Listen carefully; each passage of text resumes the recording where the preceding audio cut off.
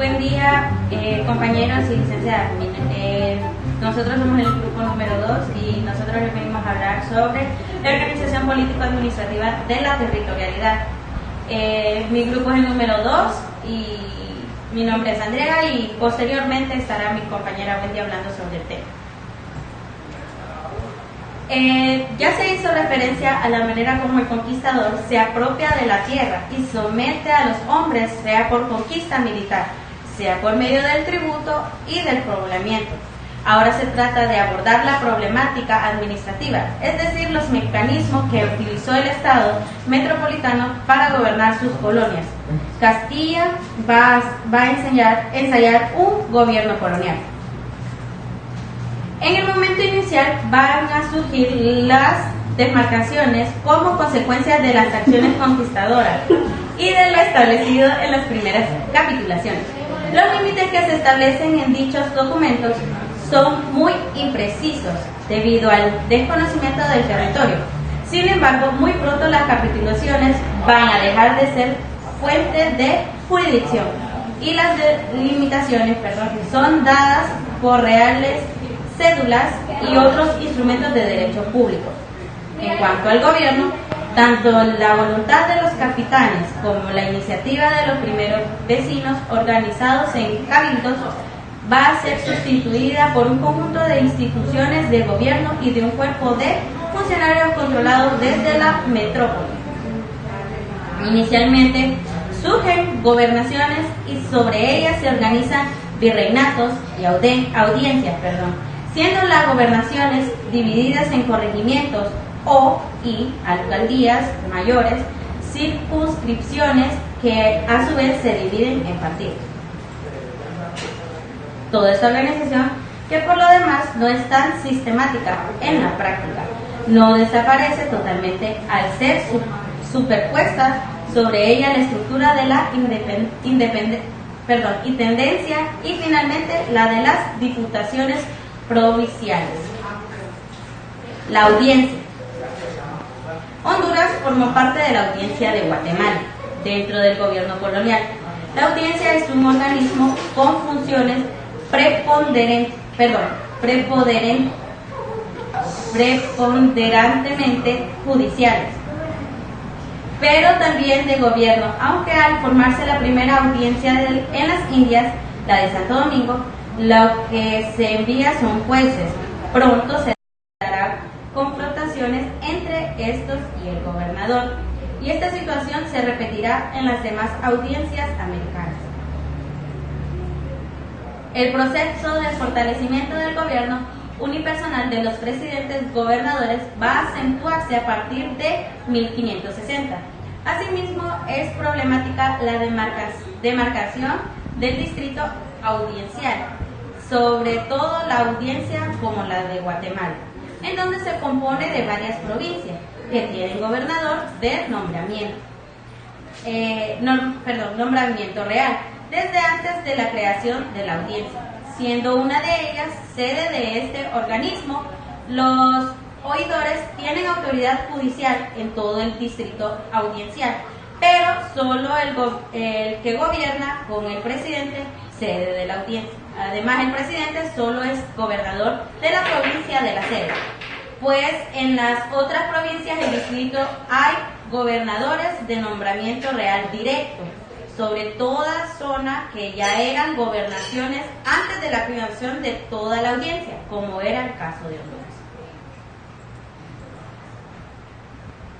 Desde la creación de la audiencia hasta 1609 existe una indeterminación entre el gobierno civil y el gobierno militar, y el distrito audiencial no es capitanía general. Alonso Criado de Castilla en 1608 señala la contradicción de que, siendo el presidente gobernador mayor en gobierno, había gobernadores de las provincias que sí tenían el título de capitanía general. Todo esto hace pensar que el último de todos los capitanes general hasta este momento era sobre todo personal y transitorio, y que no tenía que ser con el distrito audiencial, sino con el territorio del gobierno de la persona que lo recibía. De 1542 a 1610 es un periodo determinante, tanto para la definición de los límites entre los dos virreinatos entonces existentes, como para la definición del Reino de Guatemala, dentro del contexto del virreinato de la Nueva España. Quedan, sin embargo, pendientes los problemas de subordinación entre gobernadores provinciales, presidentes y alcaldías mayores. Las gobernaciones van configurándose en el proceso de conquista y hasta la creación de las audiencias su territorio va a estar determinado por las capitulaciones, las cédulas reales que las adjudican y también por la fuerza expansiva de los conquistadores, tanto sobre la población indígena como sobre los territorios de otros conquistadores, y finalmente por su capacidad para realizar fundaciones estables. En el caso de Honduras, su definición inicial va a ser dual: provincia de Honduras, provincia de Higueras, pero en definitiva desde un principio se perfila como gobernación, sobre todo a partir de 1526, en que se da la Real Cédula para Diego López de Salcedo, y cuando posteriormente en 1526 se le agrega de manera definitiva el territorio de Tegucigalpa. Los gobernadores de Honduras siempre fueron nombrados por el rey y en algunos casos tuvieron también el título de capitán general. En cuanto a la dependencia de la gobernación, respecto a la audiencia de Guatemala, esta quedará totalmente destruida.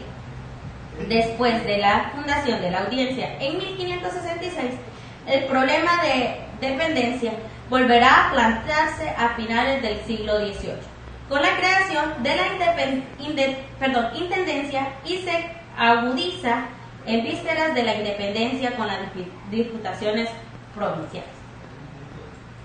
Eso se trata de la gobernación. El obispado.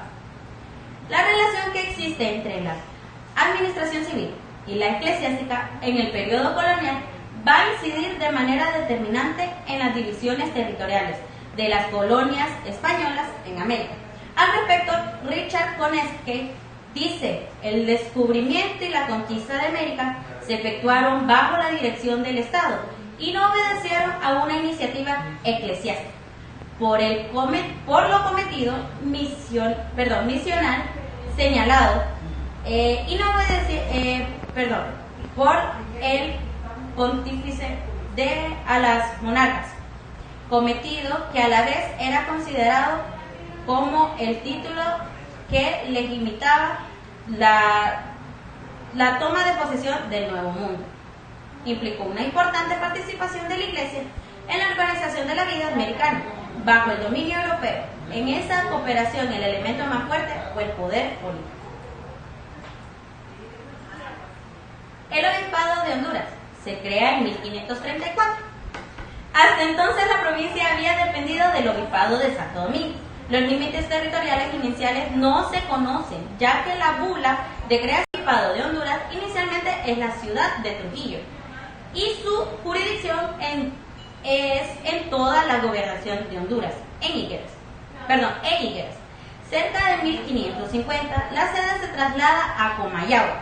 Con esto no solo se define la capitalidad de la gobernación, sino su expansión, pues Comayagua será el centro desde donde se desplazará la actividad misional hacia la Tegucigalpa. Y también al crearse la Alcaldía Mayor de Tegucigalpa incorporarla al Obispado de Comayagua, se refuerza la relación de la Alcaldía Mayor con la gobernación. Asimismo, la administración eclesiástica tendrá influencia en la definición de las subdivisiones administrativas internas de la provincia, pues la parroquia y el cuarto coinciden generalmente con los partidos y los pueblos de la administración civil. En 1582, el Obispado de Honduras tenía 6 pueblos de españoles y 13 partidos. En 1791, el Obispado Cardiñanos menciona 35 jurados. Eso es todo. Muchas gracias.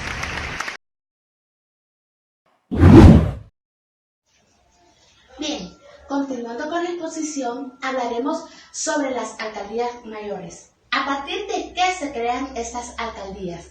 Pues podríamos decir que después de una lucha entre religiosos y sociedad civil, al efectuarse esta lucha, ambas crearon un conflicto entre dos provincias y le llevaron a la necesidad de otorgarle un mayor poder a un alcalde ordinario. Bien, así se crean estas alcaldías mayores. Ahora, ¿cuál es el fin o con qué fin? Pues fundamentalmente se crea con el fin económico y militar. ¿Por qué? Porque solo se instalan en zonas mineras, en zonas donde hay minas o en zonas donde hay actividad comercial. Por ejemplo, se instaló una en Tegucigalpa, que es donde hay una actividad mineral, donde hay minas. Y se instaló otra en Puerto Bello, ahora conocido como Puerto Cortés, que es donde hay mucha actividad comercial. Principalmente no tiene que ser, o sea, no hay necesidad de que sea en grandes ciudades o en ciudad, sino que donde hay una mayor demanda de comercio o donde hay minas. ¿Quién nombra al alcalde mayor?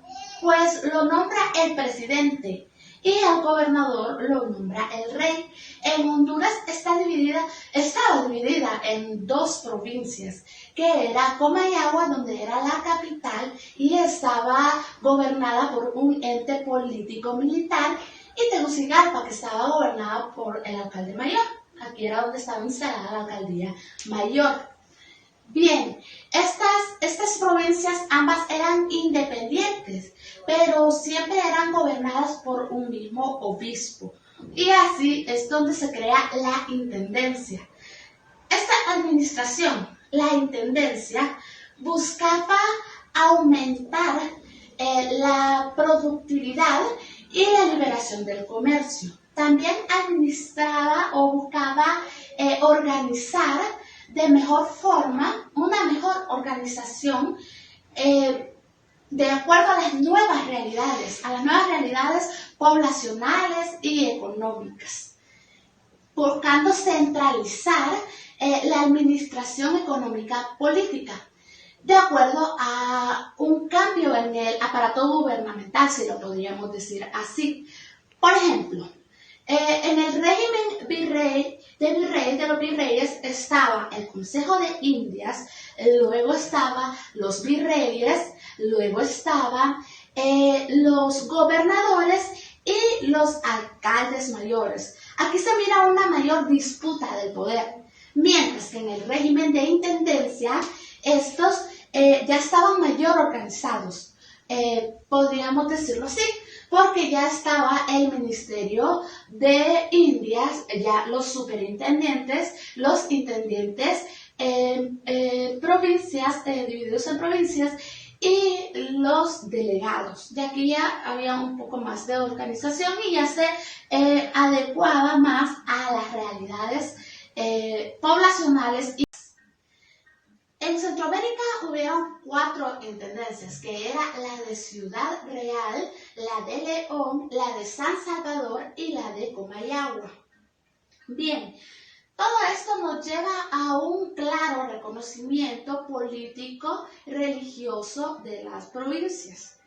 Y a nuestros indígenas le creó un alto impacto de explotación, de mayor explotación. ¿Por qué? Porque estas personas los obligaban a comprar cosas que ellos no necesitaban. Claro, aquí salían beneficiados los alcaldes mayores, los religiosos, los comerciantes, en fin, todos los altos mandos de poder, se podría decir así. Claro, aquí se creaba una gran ola de corrupción. En esta época, en Centroamérica, al fin se creó también las diputaciones provinciales. Se creó una en Costa Rica, se creó en San Salvador y en Comayagua. Vamos a hablar ahora del régimen municipal. Este régimen ya estaba o ya se encontraba presente desde los conquistadores, en los primeros pobladores.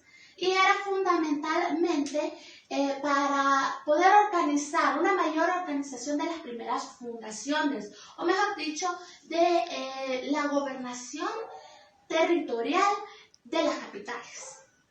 Bien, en conclusión, toda esta problemática económica llevaba a varios mecanismos o utilizó varios o diferentes mecanismos para una mayor organización política económica de la territorialidad. Primero estaba en la conquista, la lucha por conquistar esas tierras. Luego de la conquista se llegaba a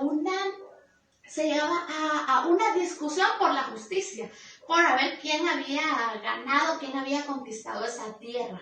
Luego de haber elegido al ganador, ellos pues otorgaban la legalidad o el derecho a sus tierras mediante capitulaciones.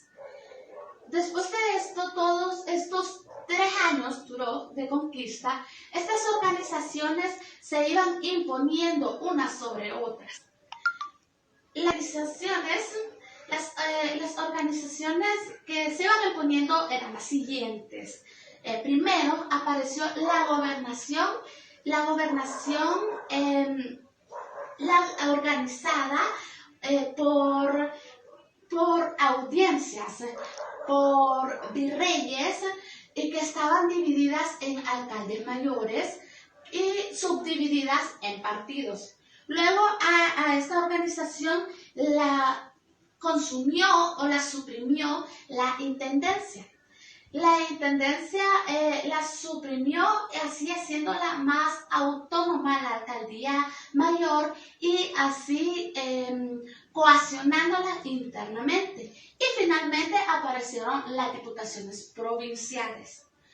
Toda esta organización nos ayuda a definir los límites exteriores, los sublímites, sus límites interiores, y nos ayuda a ver cómo se constituye la territorialidad. Hablemos ahora de la audiencia. La audiencia, este es en partidos. Luego a esta organización la consumió o la suprimió la intendencia. La intendencia la suprimió, así haciéndola más autónoma la alcaldía mayor y así coaccionándola internamente. Y finalmente aparecieron las diputaciones provinciales. Toda esta organización nos ayuda a definir los límites exteriores, sus límites interiores, y nos ayuda a ver cómo se constituye la territorialidad. Hablemos ahora de la audiencia. La audiencia, este es un organismo judicial y de gobierno. Luego, aquí era donde se disputaban las peleas por la presidencia y también por los límites de los virreyes. La gobernación. Este era un ente político que representaba o gobernaba un determinado territorio debidamente escrito en las capitulaciones.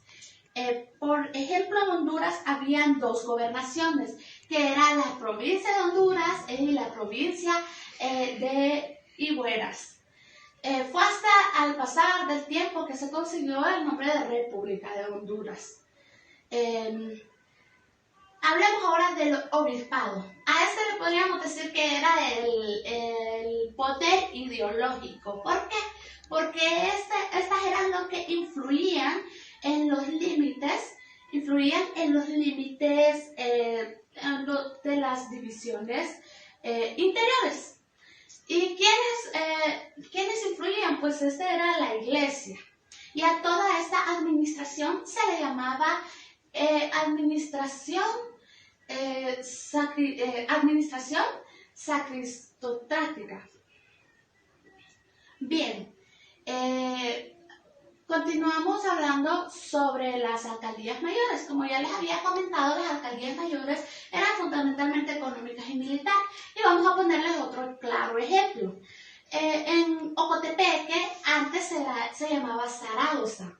Aquí se instaló una alcaldía mayor al descubrirse minas, actividad mineral. Pero al agotarse estos minerales, la alcaldía desapareció. Ahora hablaremos de la intendencia, que en conclusión la intendencia era para mayor organización, era para con esta organización poder aumentar su economía, aumentar su productividad, su comercio, y pues esta organización coaccionaba la alcaldía mayor, la adquiría para su administración. Y el régimen municipal en Honduras fue fundamental para definir los límites exteriores en los sublímites interiores. Y con todo esto se creó el llamado derecho al impuesto. Bien, esperando que hayan aprendido un poco sobre el tema y agradeciendo su atención, aquí finaliza nuestra exposición. Muchas gracias.